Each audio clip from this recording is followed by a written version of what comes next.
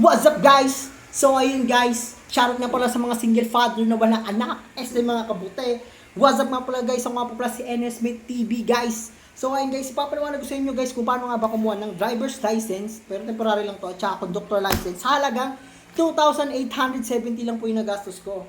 Opo, kasi mga nababasa ko sa mga social media or sa mga haka sa mga labas-labas dyan, isang pagkuha nila ng student, umabot doon ng 2K. Tapos pagkuha nila ng driver's license, umabot doon ng 5K. Ang tamang proseso pala ng kada step guys, isuturo din sa inyo. At mga lumabas sa examination at i-review natin sa inyo guys, para may kaalaman kayo guys.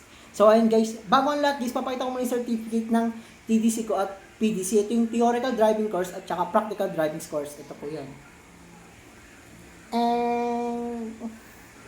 So ayun guys, nakita nyo na guys yung mga certificate. Doon sa ako sa mismo LTO branch, nagpa kumuha ng dalawa na yun. Take note guys, magkaiba po yung TDC at PDC. Opo guys, ito papaliwanag ko mamaya. So ayan guys, ang TDC muna guys, bago kayo makakuha ng student permit, kailangan nyo muna makakuha ng TDC certificate. Ito yung mga ini-issue ng mga driving school, kapag nakapasa ka na nila, tapos nabayad ka na seminar nila. Pero sa LTO guys, pag napasa nyo sa LTO na TDC, is wala pong binabayaran yun. Kaya kung gusto nyo malaman kung paano magpaslat ng TDC, ito yung page ng LTO. Yan po sa may. Every 7 AM po sila nagpo-post dyan.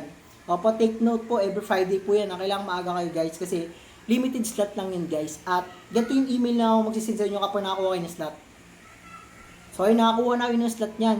Kanya po, take note guys ha. Ang mga requirements na isilin sa inyo guys, kailangan nyo sundin yun. Huwag po muna kayo magpapamedical kasi wala naman po nilagay sa requirements nila na medical ka. Kasi may scenario po kami nun guys na yung kasabayan namin is kaya pala hindi siya nakatin ng maagang seminar na 7 AM na sa 9 na siya dumating. Kasi nga, pinag-medical muna siya guys. Hinarang doon siya sa labas. Para dumakuha ng TDC, kailan na magpa-medical. Take note guys kasi sa email, wala namang sinunod na gano'n. Kailangan magpa-medical kayo guys.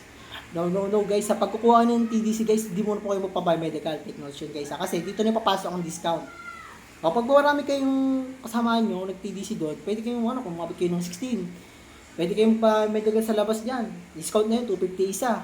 Okay na yan guys. Take note isa, kailangan nyo muna magpasa yung examination yan sa mga mismong sa LTO kayo guys. Ang passing score is 90 lang naman guys. At saka, sure na sure naman kayong makukuha nyo talaga yung asero kasi i-review kayo ng maayos ni ma'am. Take note, kailangan nyo talagang hindi kasi meron kami scenario na isa na pinaulit, pinabalik. So ayan, aralan nyo yan guys ha. So after nun guys, 2 days na training nyo, seminar nyo guys, pwede na kayo kumuha ng student permit. Student permit. Pwede na kumuha ng student permit sa halagang 250 yun guys. Pag meron kayong TDC na certificate na ganito, yan, pwede na kayong kumuha ng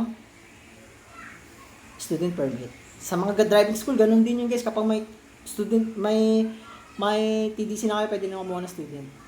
Ang ginastos ko lang po guys, pagkakuha ng student ko is 500, 250 sa medical at 250 sa student permit. Ayun guys, 500 pala nagagastos ko. Pero nabasa ko taga sa Facebook ng mga kailala kong kumuha daw sila is 2K. Student permit 2K. Pero guys, ito kasi guys yung update ngayon kasi November ako nakakuha ng non-pro. Yung non-pro nila is yung driver's license na nakalagay. Hindi na po yung non-pro na sa lisensya, yung bago po yun. Bago na po ngayon. So ayun guys, November yun, updated to ngayon.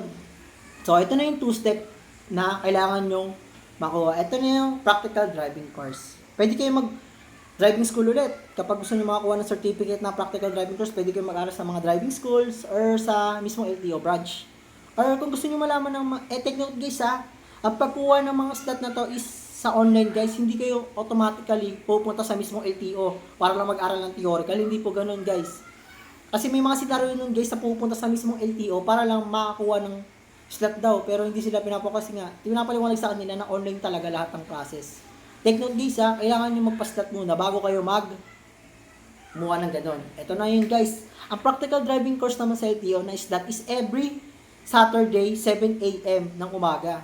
So ayun guys ha, take note din guys, kailangan nyo ng maaga kasi 2 minutes pa lang guys, puno na yun guys. Ganito yung lalabas sa email nyo. Yan. Sundin nyo po yung requirements na binibigay ng LTO na yan. Yung mga requirements na kailangan nyo dalhin. So, ayan, may bayad po ba ang PDC sa LTO? PDC sa LTO. So, wala naman pong bayad ng PDC doon. Pero may bayad po ang rent ng motor. Kahit hindi po kayo kahit hindi po kayo marunong mag-drive ng motor, tsaka di po kayo marunong mag-drive ng sasakyan, isa natututo po kayo doon, guys. Opo, kasi merong kaming kasabayan na hindi siya marunong mag-drive, hindi siya marunong mag-ano, doon siya natuto, guys. Actually, hindi siya nagbabike. Doon siya natuto mag-drive. Opo, kasi mabait naman yung mga instructor natin doon, sila Sir Francisco, yun. Si Sir Francisco siya, ito sa'yo, Sir. Sa inyo, Sir. Pwede po ako yan. So, ayan, 800 yun, valid per hour. Sa mga motor vehicle naman yung MV. Iba po yung MC na pipila pa niya sa mismong slot sa LTO. Yung MC, ito yung motorcycle. MC po yun, ha. Yung MV naman is motor vehicle. Ito yung mga apat na gulong. Opo.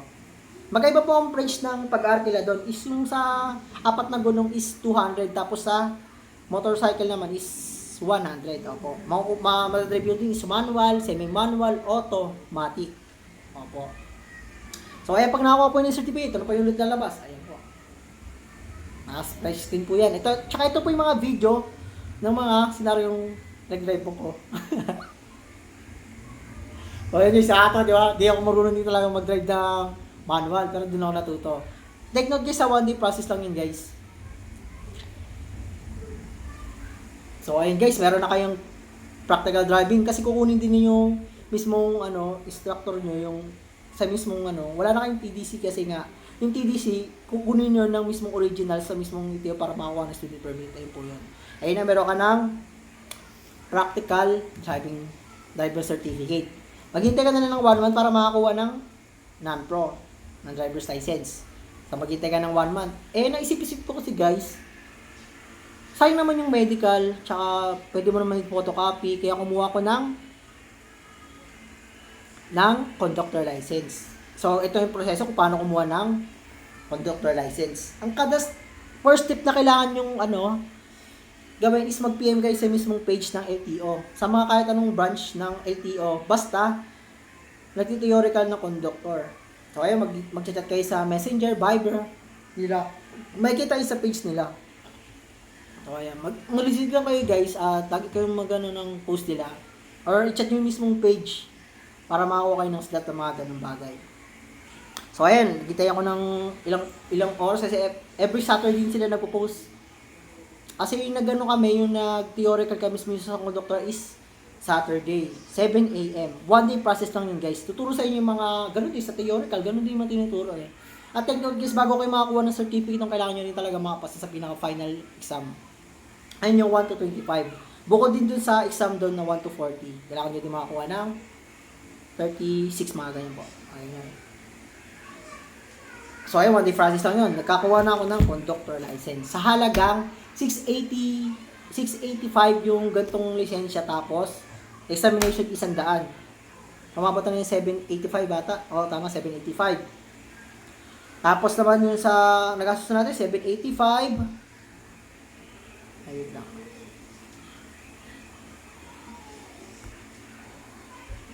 $500 para sa student plus 800 sa practical driving course. Tapos sa conductor license naman natin is umabot ng 785. 800 plus 785. Umaabot na ng 2K yung ginastos natin guys. Nakakuha na tayo ng conductor license tsaka student permit na may kasama ng practical driving course sa halagang 2,085. So ayun guys, meron ko ng student permit tsaka driving license na conductor license sa halagang 2,085. So ano yun? Di pa yung gumagastos ng 5K sa pagproseso nito.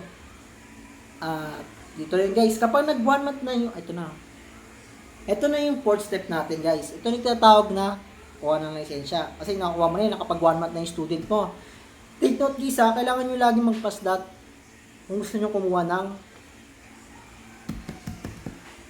ng driver's license. Kasi nga mga ganyan kung anong mga slot. Huwag kayo pupunta ng direct sa mismo LTO. Kasi yung ibang LTO, strict na sila. Kailangan mo muna pass-dat bago makakuha ng mga ganito. Bago kayo makapag-exam, bago kayo yan, makakuha ng ganyan.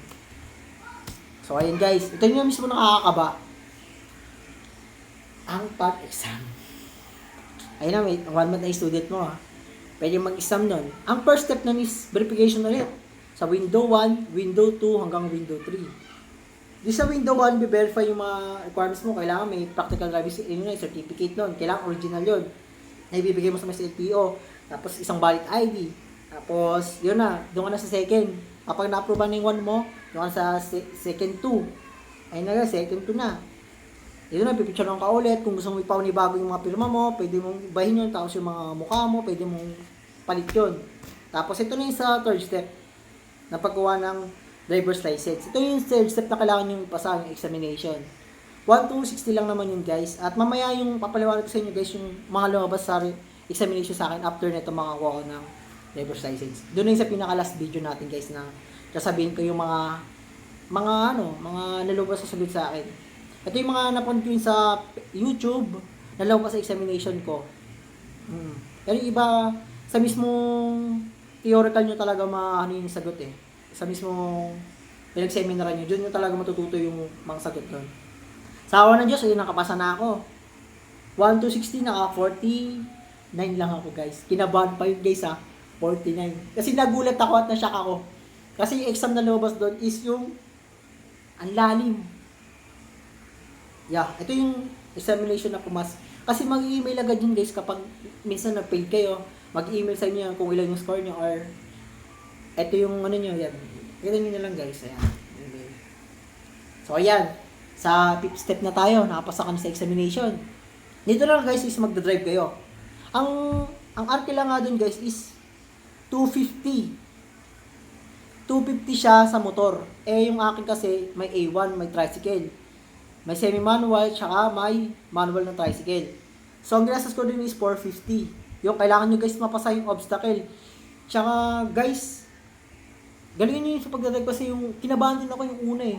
Oh guys, ganito nangyari yun guys. Nagdadrive ako, automatic yung dinadrive ng unahan ko. Kinabahan ako. Kasi, yung dala niya, obstacle siya ng pa 8, natumba siya.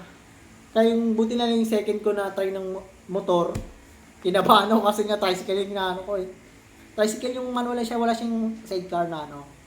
Doon nata sa professional yun, may kasama na ganun eh. Pero sa akin kasi ano lang, yung motor talaga na ano, yung Kawasaki yung mga ano, ginagamit sa mga motor. Ay boy, saka yung manual na isa. Kaya 250, dalawang motor yun. So ayan, pag napasa kayo, may certificate na agad ibibigay sa'yo, pupunta ka na agad ng releasing na yun guys. Dito na yun guys, magbabayad kayo ng 650. Ay, 685. 685 dito na yung makakuha na kayo ng lisensya. So up to date sa akin guys is, kasi November 13 na ako guys na nakakuha ng driver's license.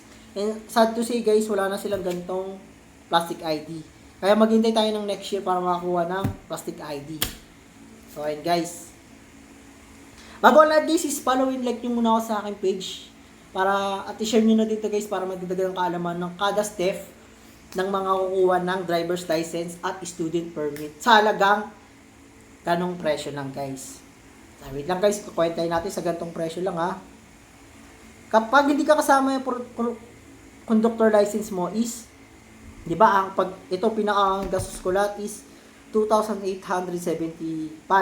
Imaminus lang natin doon yung 785 minus 785. Bali 2,090 lang guys.